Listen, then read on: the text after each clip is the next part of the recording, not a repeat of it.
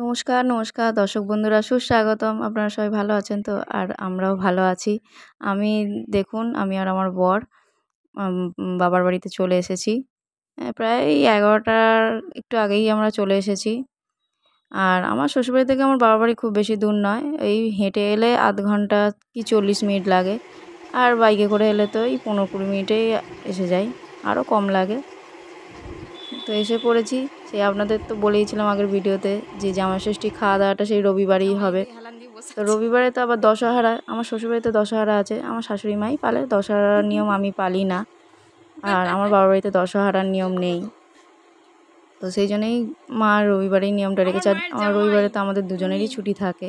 যেমন বড় এখন হেলান দিয়ে শুয়ে আছে, এই ক্যামেরার সামনে একটু লজ্জা পাচ্ছে। আর এদিকে আমার মা মুড়িঘণ্ট বানাচ্ছে। অনেকদিন পর মায়ের হাতে আবার মুড়িঘণ্ট খেতে পাবো। মা তেজপাতা, জিরে ফোড়ন দিয়ে দিয়েছে। আর এদিকে পেঁয়াজটাও ভেজে নিচ্ছে।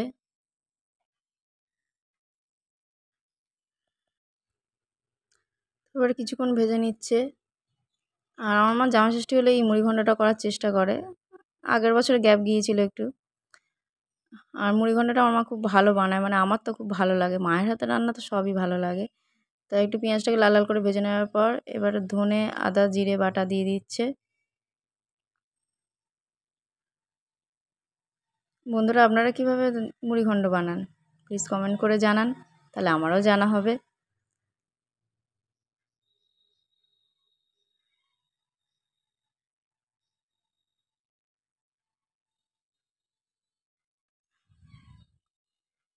মশলাটা কিছুক্ষণ কষিয়ে নেওয়ার পর এবার টমেটো কুচি আর ভেজে রাখা, আগে থেকে যে ভেজে রাখা আলু সেটাও দিয়ে দিয়েছে।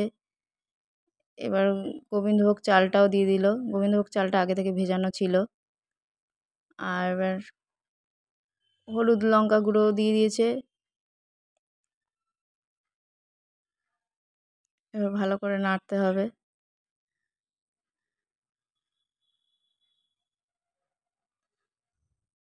আর স্পেশালি আমার বর খেতে চেয়েছিল মুড়িঘণ্টটা মায়ের হাতের। আমার বর খুব ভালোবাসে মুড়িঘণ্ট মায়ের হাতে খেতে। সেই জন্য মুড়িঘণ্টটা মা বানাচ্ছে। মা বলছে জামাই খেতে চেয়েছে বলে কথা, বানাবো না, যতই কষ্ট হোক আমার। তাই একটু মশলা দেওয়া জল দিয়ে দেওয়ার পর এবার সেই ভেজে রাখা মুড়োগুলো মা দিয়ে দিয়েছে মাছের।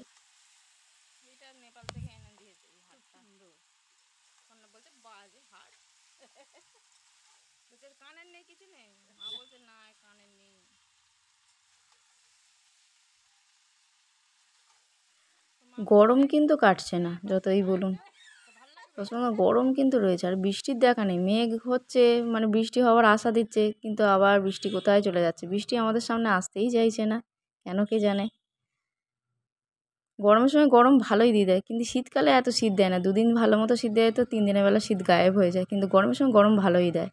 তাই এদিকে মা একটু জল ভালো করে কষিয়ে নেবার পর একটু জল দিয়ে দিল পরিমাণ মতো। নুনটা মা ওই চালটা দেওয়ার সময় তখনই নুনটা দিয়ে দিয়েছিল মা স্বাদ মতো।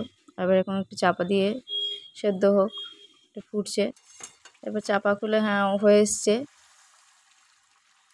মুড়িঘণ্টটা প্রায়। এবার ভালো করে একটু নেড়ে নিয়ে এবার ঘি গরম মশলা দিয়ে নামিয়ে দেবে। ঘিটা মা একটু কমই দেবে বলছে, কারণ যা গরম পড়েছে। আর এদিকে তো মা মেনুতে আবার খাসির মাংস রেখেছে, তো সেজন্য বললো যা গরম পড়েছে একটুখানি ঘি দিয়ে দিয়েছে।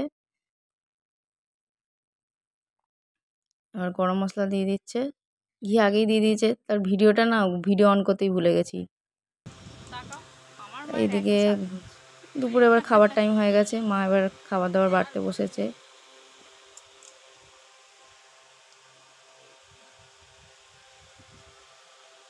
মেনুতে হয়েছে কলমি শাক ভাজা, আর মুড়িঘণ্ট তো হয়েছে, খাসি মাংস হয়েছে, আর এদিকে হয়েছে আমড়ার চাটনি। আর এই গরমে আর তো মানে খাওয়াটাই তো খুব কষ্টকর হয়ে দাঁড়াচ্ছে। মানে মনের মতো খাবার পাচ্ছি, কিন্তু খেতে ঠিক ইচ্ছা করছে না। সব ডগিগুলো গেল কোথায়? রানী, ভবানী সব গেল কোথায়?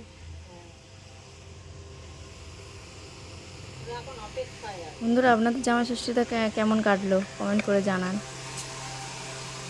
এই যে জামাইবাবু জীবন, আমার মায়ের জামাইবাবু জীবন খেতে বসে পড়েছে। এবার খেয়ে দে আমার মা এটা খুব বুদ্ধিমানের কাজ করেছে, জানে গরমে খেয়ে দিয়ে উঠবো, হজম করতে অসুবিধা হবে, ওই জন্য আমার মা আগে থেকেই কোল্ড ড্রিঙ্কস আনিয়ে রেখে দিয়েছিল। সেই কোল্ড ড্রিঙ্কসটা সত্যিই খুব কাজে লেগেছে, যে খাচ্ছি বসে বসে।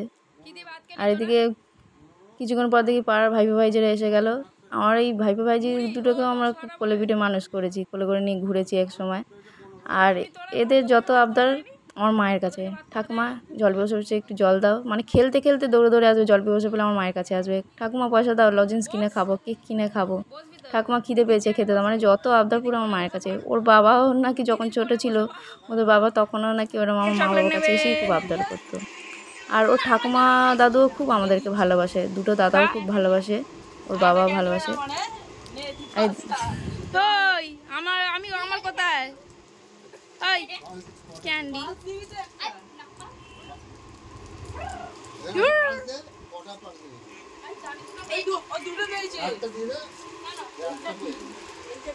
এই ভাইপোটাকেও আমরা খুব কোলে পিঠে মানুষ করেছি। আর এদিকে দেখুন সন্ধ্যেবেলা একটু করবো, একটু এই পাড়ার কাকিমা আর পাড়ার বড় মার কাছে একটু ঘুরতে এলাম। আর এই কাকিমাদের একটা এরকম পোষা কুকুর রয়েছে, এই কুকুরটাও খুব মাঝে অসুস্থ হয়েছিল, আর আমাদেরকে খুব চেনে। দেখুন না আমাকে দেখে কি কাণ্ড করছে, মানে গোল গোল করে আমাকে ঘুরে প্রদক্ষিণ করছে পুরো। আর খুব এই কুকুররা তো খুব শান্ত হয়, অত হিংস্র হয় না, কাউকে কামড়ায় না, কিছু করেও না।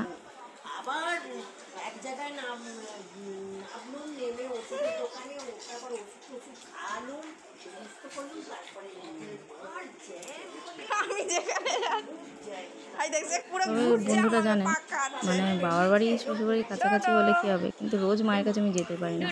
অনেকেই হয়তো ভাববে যে বাবার বাড়ি কাছে মানে রোজই যেতে পারি, কিন্তু না, সেটা হয় না। যারা বোঝেন তারা বলেন যে না, সত্যি কাছাকাছি বাবার বাড়ি শ্বশুর বাড়ির কাছাকাছি হলেই যে রোজ যাওয়া হয় তা কিন্তু নয়, সবসময় আসা হয়ও না, আবার ডিউটিও থাকে। তবে আজকের দিনটা খুব ভালো লাগলো, সবার সঙ্গে ভালোভাবে কাটাতে পারলাম, পাড়াতে তো ভাইপো ভাইজিরাও এলো। এবার একটু বড় মাদের বাড়ি যাব, এই কাকু কাকিমার বাড়ি থেকে। কাকু কাকিমার বাড়ির উল্টো দিকেই বড় মাদের বাড়ি। আর ওই বড় মার সঙ্গে আমাদের, বড় মা বলুন এই কাকিমা বলুন, রক্তের সম্পর্ক নেই, কিন্তু আমাদেরকে খুব ভালোবাসে। বড় মা তো আরও বেশি, বড় মা তো ছোটো থেকে বড় হয়ে গেছি, এখনও কোনো খাবার জিনিস কিনে আনলে ঠিক আমার জন্য ঠিক দিয়ে যাবে আমার মায়ের কাছে, আর আমাকে দেবে, খাবি, এটা ফল হোক, গাছের পেয়ারা হোক, যাই হোক। টিভিটা তার চোখ খারাপ হয়ে যাবে। আমি তো চালাতেই পারি। ওরা তো চালা, আগে বাবু চালালো, ওই যে সন্ধ্যার সময় যে এমনকি জেঠুও খুব ভালোবাসতো। জেঠু আজ 5 বছরের কাছাকাছি হয়ে চললো আমাদের ছেড়ে চলে গেছে। জানেন বন্ধুরা, যখন জেঠু মারা যায় তখন জেঠুকে নিজের হাতে আমিই চন্দন দিয়ে সাজিয়ে দিয়েছিলাম। আর জেঠু আর বড়মা তো দুটো ছেলে, মেয়ে নেই, আমাকেই মেয়ে হিসেবে খুব ভালোবাসে। কিছু কিছু সময় রক্তের সম্পর্কে থেকেও কিন্তু মানসিক যে সম্পর্ক থাকে, পর যাদের বলা হয়, তাদের সঙ্গে সম্পর্কটা কিন্তু অনেক বেশি গভীর হয়, অনেক দৃঢ় হয়। বলে না, রক্তের সম্পর্কের বাইরেও আরও কিছু সম্পর্ক থাকে, এই সম্পর্কগুলো চিরকাল অটুট থেকে যায়। তাই বড়মাদের সঙ্গে আমাদের সম্পর্কটাও সেই রকমই। আর এই যে সেই ভাইপো, একেও আমরা খুব ছোটোবেলায়, একেও কোলে পিঠে আমরা মানুষ করেছি। আর এই যে দাদা, এই দাদারই ছেলে। আর এর ছোটোবেলায় কোনো কান্নাকাটি কিছু ছিল না, মানে মাকে ছেড়ে খুব আমাদের কাছে থাকতে পারতো।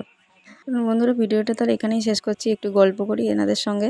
ভিডিওটি ভালো লাগলে লাইক, কমেন্ট, শেয়ার, সাবস্ক্রাইব করবেন। Thank you.